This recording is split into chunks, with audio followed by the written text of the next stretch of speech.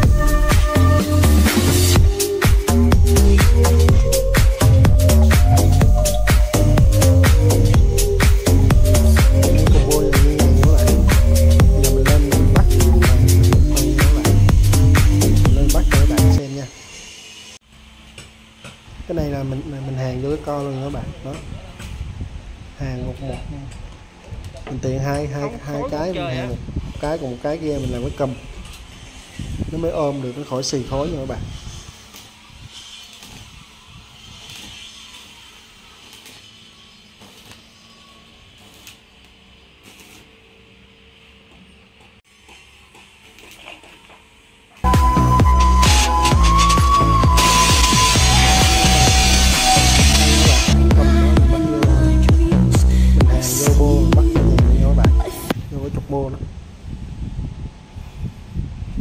Này mà ghê nó thay máy mới luôn, nó không có, mình làm mới cho nó luôn nha các bạn.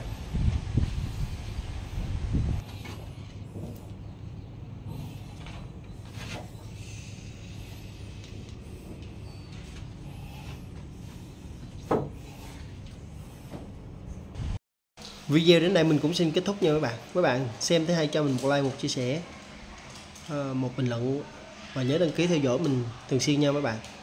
Hãy nhấn chuông theo dõi thường xuyên để có những video hay hơn nha các bạn. Xin chào các bạn, hẹn video sau nha mấy bạn.